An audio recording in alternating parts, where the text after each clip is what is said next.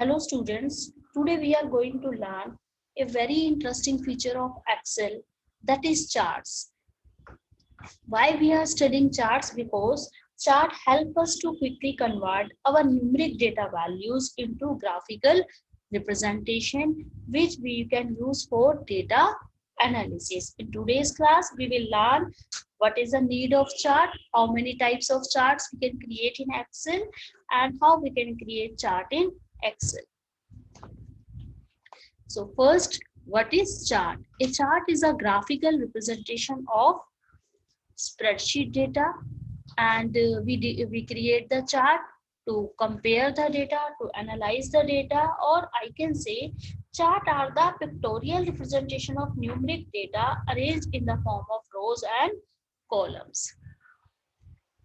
We use chart to analyze a mass of data, to compare data, to quickly analyze the trend in the data series, and to analyze proportion among different data series. Suppose मेरे पास एक ही class में 80 बच्चे हैं और सबके marks अलग अलग हैं, उनके डेटा को मेरे को कंपेयर करना है कि किसके फर्स्ट आए किसके सेकंड आए, तो मैं उस न्यूमेरिक डेटा को ग्राफिकल रिप्रेजेंटेशन में कन्वर्ट कर सकती हूँ with the help of these charts. Trends में ऐसा होता है कि सपोज मेरे को ये देखना है कि 2000 में कितनी पॉपुलेशन थी, उसके 10 साल बाद जब दोबारा पॉपुलेशन को काउंट किया गया तो कितनी पॉपुलेशन हुई, या 2001 में मेरी कितना प्रोडक्शन हुआ, उसके 5 साल बाद कितना प्रोडक्शन हुआ, उसमें इंक्रीज हो रहा है डिक्रीज हो रहा है, सेल्स इंक्रीज हो रही है डिक्रीज हो रही है. With the passage of time उस चीज को हम we can analyze trends in data series with the help of these charts. In Excel we can create different type of charts depending on the type of analysis we need to perform. मेरे को किस तरीके का analysis करना है उसके base पे बहुत सारे टाइप्स के एक्सेल में चार्ट हम बना सकते हैं. सो बिफोर लर्निंग कि मेरे को चार्ट कैसे क्रिएट करना है, we will learn various types of charts or commonly used charts. First is column chart. Here in this diagram you can see a column chart is consist of a series of vertical columns. There are vertical columns which allow comparison of the relative sizes of two or more items, and these are used to display data in columns so you can compare their values at a glance. मैं ये कह सकती हूँ कि in column chart we compare the values of two or more data series in the same category. कि अगर मेरे को मार्क्स को कंपेयर करना है तो मैं मार्क्स को कंपेयर कर रही हूँ. And values are organized horizontally across axes while their corresponding data values are placed vertically across y-axis.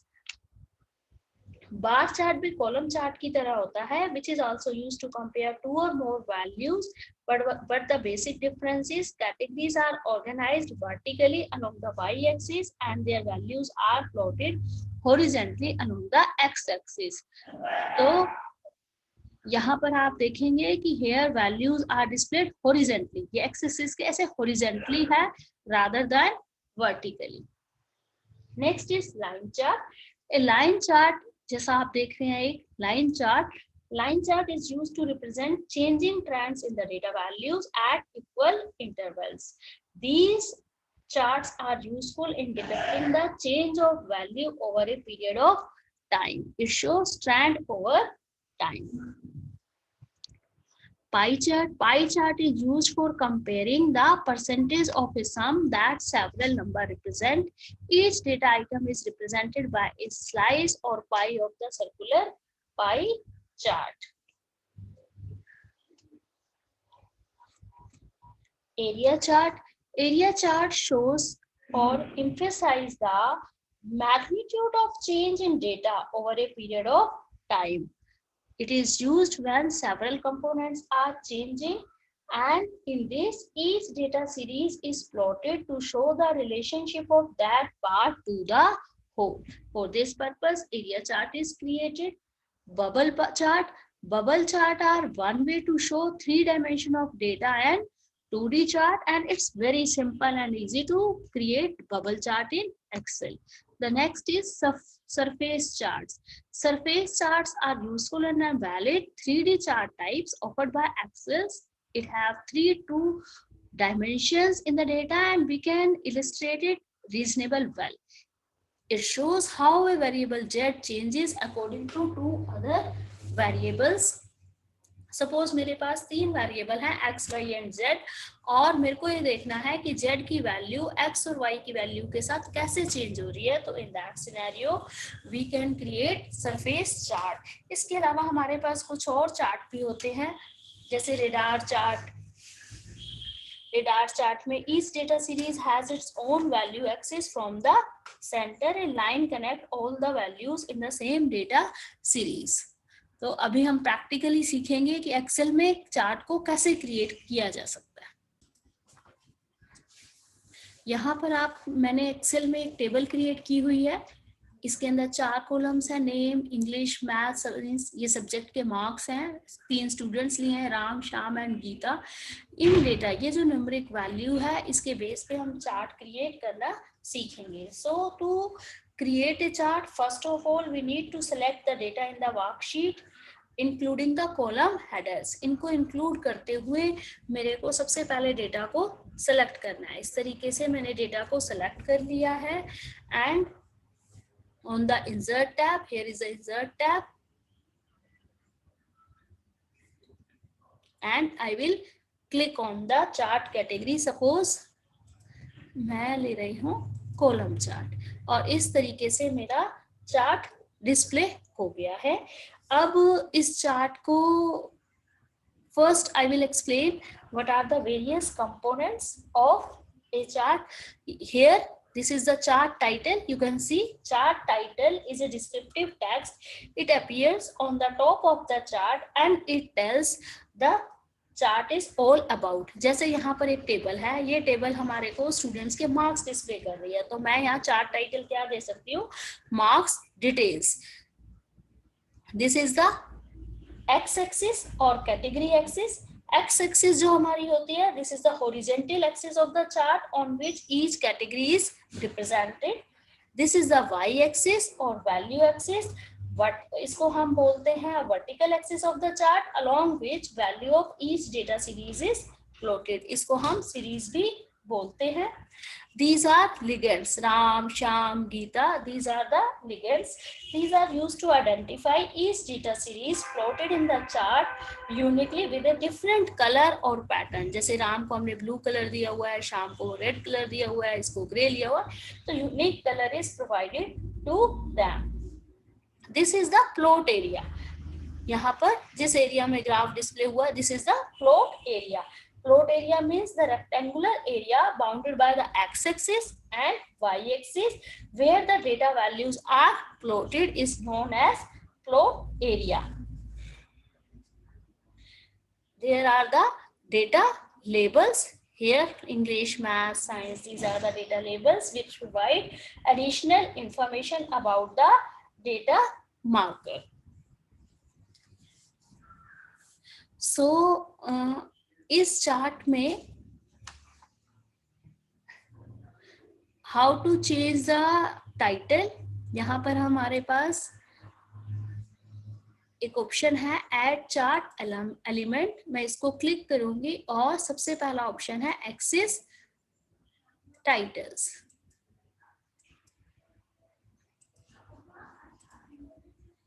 यहाँ पर मैं सपोज डाल देती हूँ, I can write MARKS marks detail. इस तरीके से मैं चार्ट को एक पर्टिकुलर टाइटल दे सकती हूँ.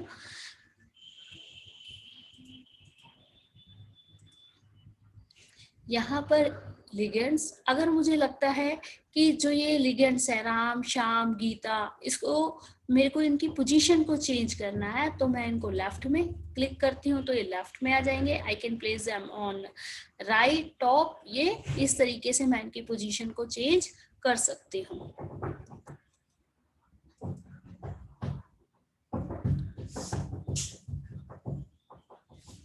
यहाँ पर डेटा टेबल, अगर मुझे लगता है कि मेरे को अपने जो ये टेबल है और इस चार्ट को एक साथ प्लेस करना है तो उसके लिए मैं यहाँ पर जाकर डेटा टेबल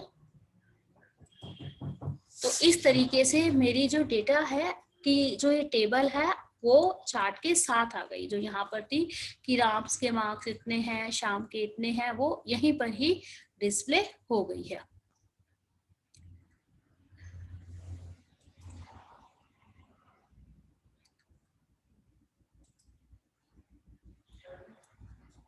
यहाँ पर एक और ऑप्शन है हमारे पास,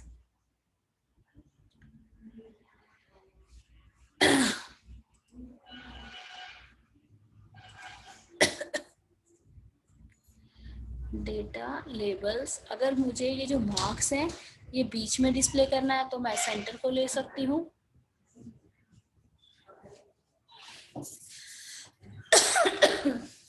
इनसाइड लेने हैं तो इस तरीके से आप देख रहे हैं ये मार्क्स ऊपर नीचे आ रहे हैं, ये मैं चेंज कर सकती हूँ। इसके अलावा एक और चेंज हम कर सकते हैं,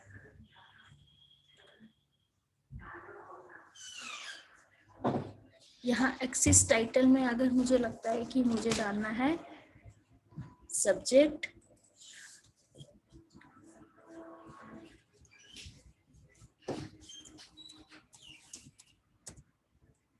तो मैं यहाँ इस तरीके से सब्जेक्ट डाल सकती हूँ। अगर मुझे लगता है कि मेरी रिक्वायरमेंट है कि मुझे वर्टिकल डालना है तो मैं यहाँ वर्टिकल भी डाल सकती हूँ। यहाँ पर जैसे हम डाल सकते हैं मार्क्स M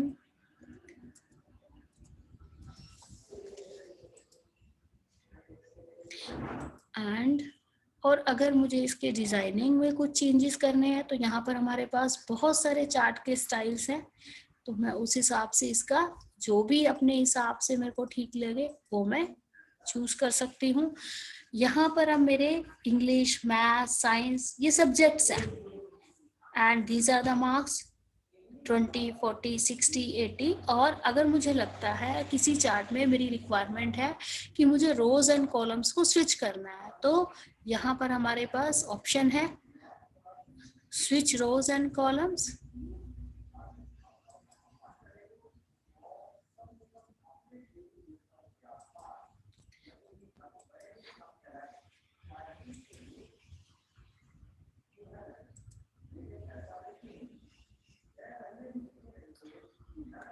अगर मुझे लगता है कि मैंने अपने इस चार्ट को एक पोजीशन से दूसरी पोजीशन पर मूव करना है तो मैं इस ऑप्शन को क्लिक कर सकती हूँ, मूव चार्ट लोकेशन, और यहाँ पर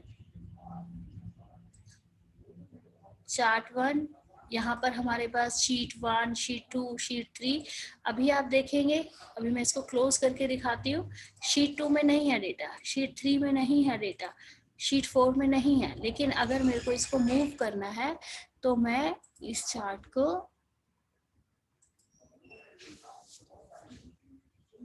मूव कर सकती हूँ। और अगर मुझे किसी दूसरे तरीके का चार्ट लेना है, ये ना लेके कोई और टाइप का लेना है, सपोज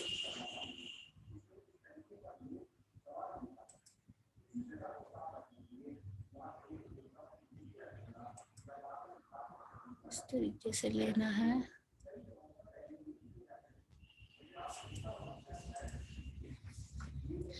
यहाँ से मुझे इसको मूव करना है शीट 4 में। ओके, तो यहाँ मूव हो गया। ये चार्ट मैंने डिजाइन किया था शीट 1 में और मैंने इसको मूव कर दिया अब शीट 4 पे।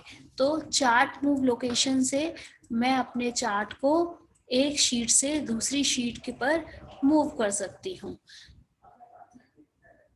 यहाँ चेंज चार्ट टाइप में हमारे पास जितने भी टाइप के चार्ट हैं, लाइन चार्ट है, पाई चार्ट है, बार चार्ट है, मैं इस ऑप्शन से अपने चार्ट का टाइप चेंज कर सकती हूँ। यहाँ से हमारे कलर्स चेंज हो जाएंगे, जो भी कलर कॉम्बिनेशन मैं ले सकती हूँ, लेना चाहूँ वो ले सकती हूँ।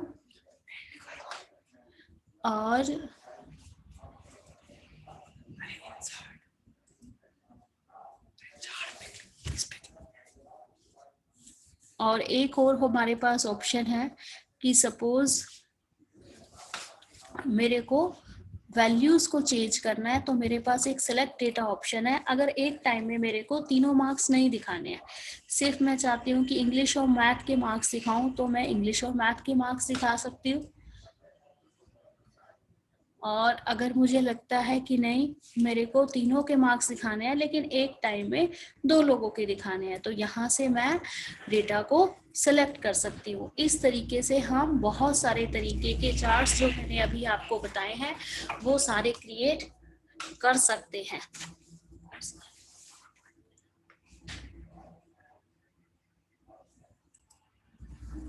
तो हमने प्रैक्टिकली देखा ये सारे तरीके के चार्ट्स। मैंने आपको एक एग्जांपल देके बताया कि कॉलम चार्ट कैसे क्रिएट कर सकते हैं। तो सेम डेटा से हम bar chart, line chart, pie chart, तो एज पर मेरी रिक्वायरमेंट क्या है, किस तरीके के डेटा को मेरे को एनालाइज करना है, आई विल डिसाइड कि मेरे को कौन से तरीके का चार्ट लेना है।